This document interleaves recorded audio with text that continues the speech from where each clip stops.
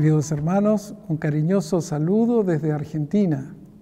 Soy el pastor Sergio Becerra, decano de la Facultad de Teología de la Universidad Adventista del Plata.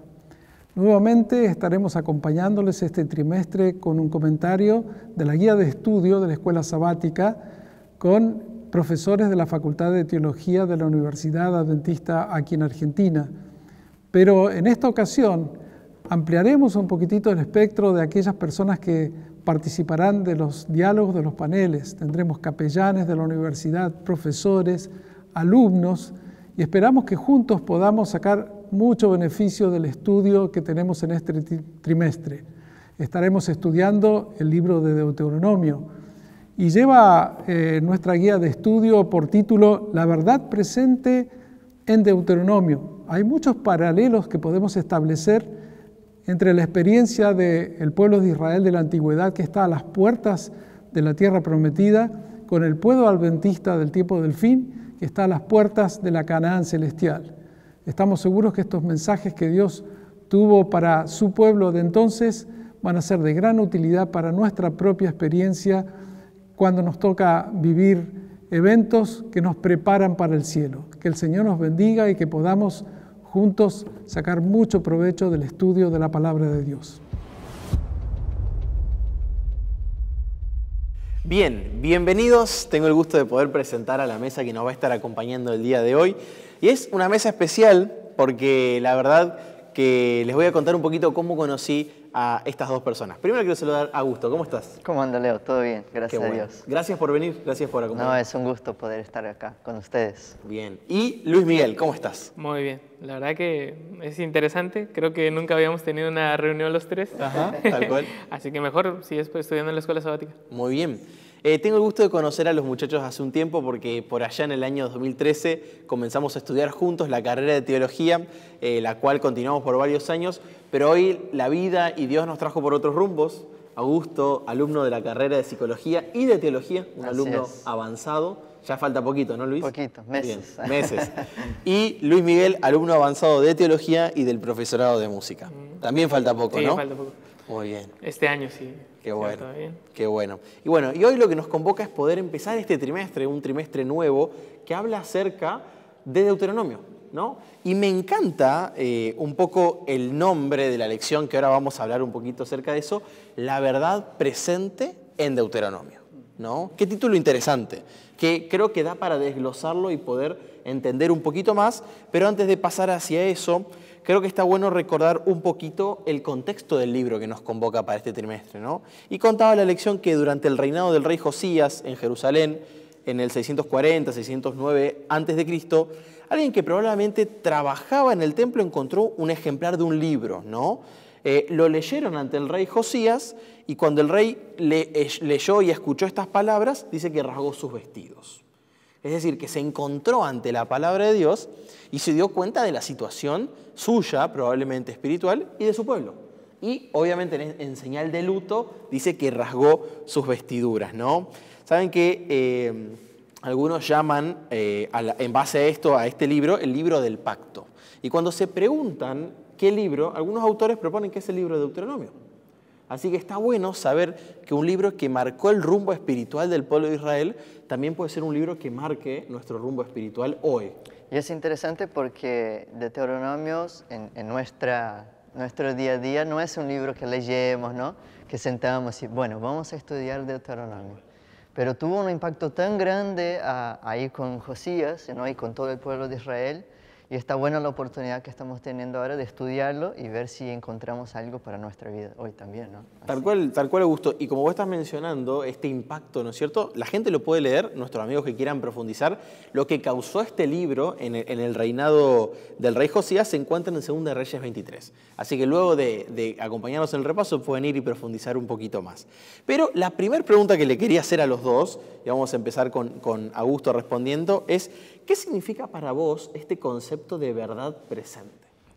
Sí, es interesante porque nosotros cuando leemos la Biblia podemos caer en la tentación de llegar a decir, bueno, eso era para el pueblo de Israel o para su cultura, para su historia, pero vemos que en Deuteronomio, a pesar de no ser un libro muy estudiado, hay verdades para el día de hoy, Claro. ¿no? Y que podemos aprender de Dios hoy, nosotros, ¿no? En nuestra realidad. Yo quiero ir un poquito más atrás con el tema de la verdad presente y me hace recordar a la historia de Martín Lutero. Cuando Martín Lutero descubre la salvación por la gracia, en realidad era una verdad, Sí. pero que justo en ese momento se volvió presente, porque siempre estuvo, pero él no se había dado cuenta hasta ese momento. Así que considero que la verdad presente es eso, cuando tú estudias la Biblia y descubres algo nuevo. Entonces esa verdad se vuelve presente para tu vida y ahí está nuestra necesidad de querer seguir estudiando la Biblia, porque entre más estudias, más verdades vas a poder encontrar y obviamente la vas a tener que aplicar. Bien. Después quedas ahí en esa situación de tener que aplicarla porque ya aprendiste. Claro, tal cual. O sea que tiene que ver con un contexto que se aplica al nuestro, ¿no es cierto? Que se aplica al nuestro hoy. Y que incluso es interesante pensar en la Biblia y en Dios de esta manera, un Dios que se relaciona con sus criaturas, ¿no? Un Dios que permite, que entra en la realidad de las personas para cambiarla. Y lo hace por medio de su palabra, que ya está escrita, ¿no? Así que qué interesante es pensar en esto y también entender qué es lo que nos plantea la primera lección de esta semana, que es hacer un pequeño repaso histórico muy breve, porque si nosotros queremos repasar quizás toda la historia que hay o previa de Deuteronomio, es mucho, ¿no? Y definitivamente estos 24 minutos que vamos a compartir con nuestros amigos no nos van a alcanzar. Así que vamos a hacer simplemente un pequeño repaso acerca de la historia hasta la elaboración del libro de Deuteronomio. Y para empezar vamos a leer un poquito, para poder retomar la propuesta de la lección, que es hacer este repaso histórico, vamos a leer 1 Juan 4:8, un versículo espectacular que creo que todos lo hemos repetido, por lo menos la segunda parte de este versículo, que dice, 1 Juan 4:8, el que no ama no ha conocido a Dios, porque Dios es amor. Y todos lo podemos quizás decir a coro porque lo hemos leído, lo hemos recitado en algún momento. Quería preguntarte, Augusto, ¿no? ¿Qué implica para vos, qué implica en tu forma de entender que la Biblia mencione de que Dios es amor? Esa es una pregunta muy interesante, ¿no? Bueno, desde los griegos, los filósofos, esa pregunta se viene, ¿qué es Dios, no? ¿Cuál es la ontología, la esencia de Dios? Y hoy nos preguntamos eso también hasta en nuestras charlas con amigos. Pero es muy interesante porque nosotros como hombres no podemos conocer la esencia de Dios. Y la Biblia tampoco quiere explicarnos cómo es Dios. Claro, no lo intenta tampoco. No lo intenta. Lo único que dice la Biblia es que es amor, ¿no? Es amor. Y no dice otro adjetivo de Dios. No es justo, sino que justicia. Dice que es el amor, lo más importante, ¿no? Así que no es un Dios amoroso, ¿no? Bueno, me gusta hacer una analogía de que si estuviéramos cerrados en una casa, sin ventanas, sin puertas, y estamos nosotros y otra persona que no conocemos, no sabemos quién es, pero es una persona más fuerte que yo, más inteligente que yo, mi primera pregunta sería, bueno, ¿es bueno? ¿Es una persona buena? Y esa es la respuesta que nos da la Biblia. Dios es amor, así que me quiere, ¿no? Y eso es muy importante para nosotros. Está bueno. O sea que si estuviéramos en una casa con Dios, podríamos estar tranquilos. Tranquilos. Porque la definición que se da de Él es positiva. Así es. ¿No es cierto? Qué bueno. O sea que esto también nos ayuda a nosotros a cómo nos aproximamos a Dios, ¿no? Está bueno y entender que esta frase tan cortita tiene relación con Deuteronomio también. Bueno, vamos a hacer un poquito más acerca de eso. Luismi, quería hacerte la pregunta, si vos ves alguna relación entre el amor y la libertad. Ya que Augusto usó el ejemplo de los filósofos, quiero usar algo que hacían, que era responder con otra pregunta. ¿Ustedes qué entienden por impunidad? Impunidad. Impunidad. Alguien también los que nos están escuchando, Ajá. ¿qué entienden por impunidad? Bueno, siempre es referido quizás a una situación de injusticia, ¿no? Alguien que Sí. quede impune, que debería recibir algún Exacto. tipo de, no sé, castigo. Exacto. Está relacionado directamente con el castigo. Claro. Ahora, ¿la libertad es lo mismo que la impunidad? No, creo. No debería. No debería. Si tú estás libre, no necesariamente estás impune. Claro. Así que lo interesante era esto. Cuando nosotros hablamos un poquito de la impunidad, y quería agarrarlo por ahí, en realidad cuando Dios nos dice que nos ama y que somos libres de hacer lo que queremos, no nos está diciendo que vamos a ser impunes. Y esa es la diferencia. Porque cuando nuestros padres o nuestra pareja nos dice, eres libre de hacer lo que quieras, no te está diciendo que no te va a regañar después, o no te va a decir que lo que hiciste está mal y que lo lastimó. Te está diciendo que te ama y te da la libertad de hacer lo que tú quieres, pero es tu decisión, si vos la amas o no, hacer algo bueno o hacer algo malo.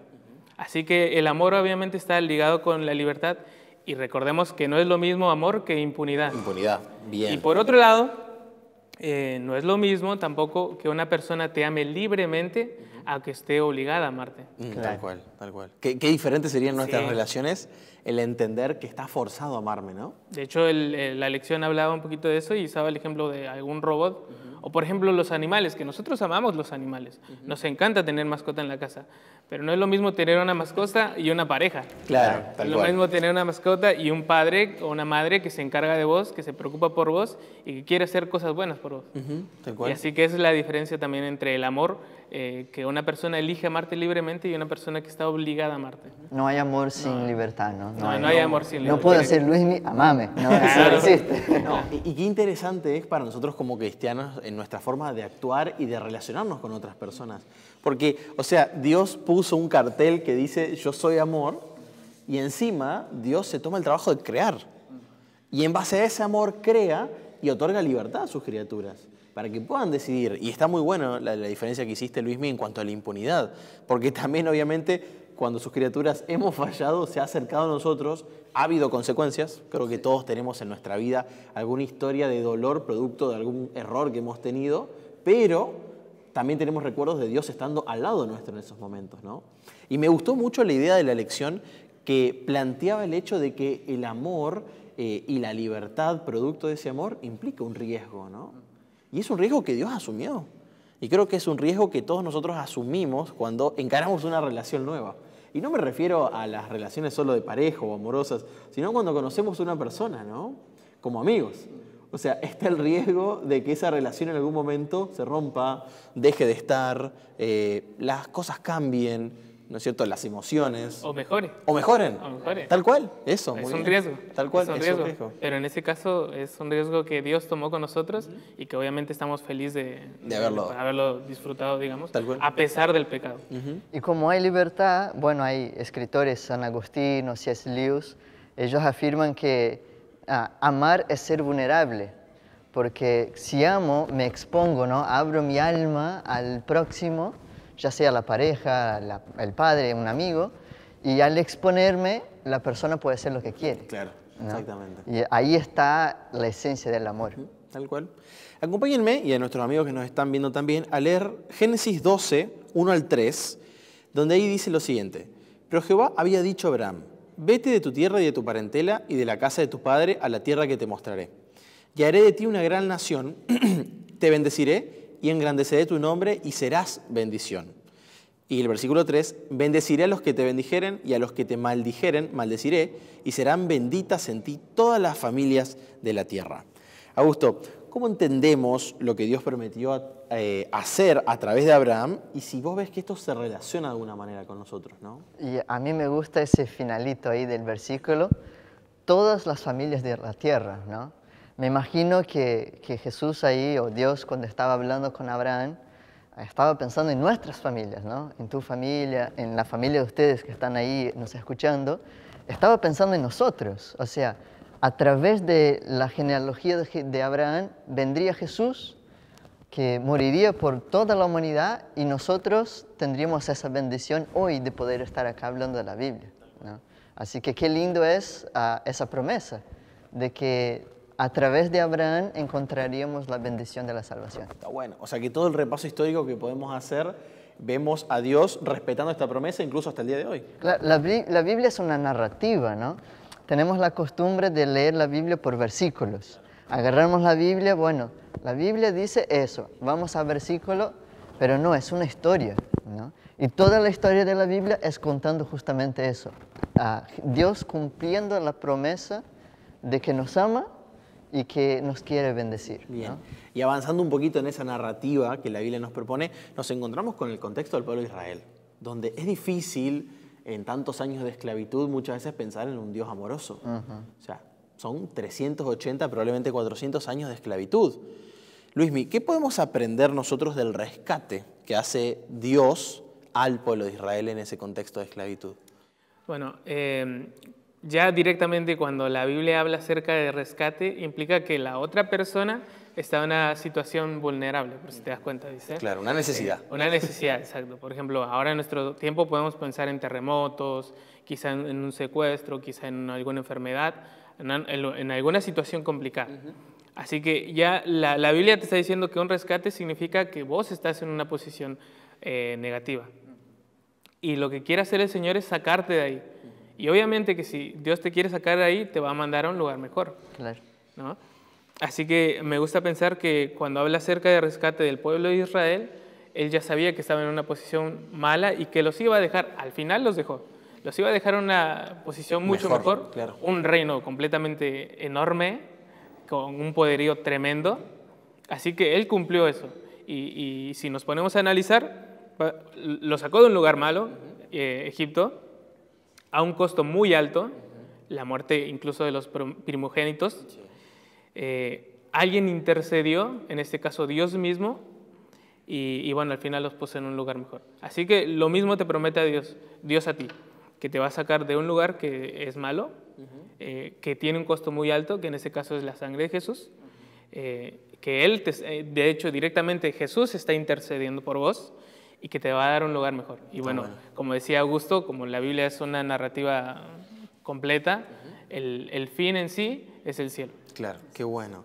Y cuando nosotros repasamos un poco la historia de Israel, nos damos cuenta que somos similares. Yo no soy judío, creo que ninguno de nosotros acá es de origen étnico judío, pero sí que compartimos algo en común y son nuestros constantes errores, ¿no? Quizás quisiéramos que nuestra vida sea lineal y ascendente, ¿no? Siempre hacia arriba y siempre hacia adelante. Pero muchas veces encuentro en mi vida momentos donde he retrocedido, donde me he caído. En muchos aspectos. En muchos Desde aspectos. la dieta hasta el espiritual. Tal ¿no? cual, tal cual. Y creo que es la experiencia de muchos de nuestros amigos que nos están viendo.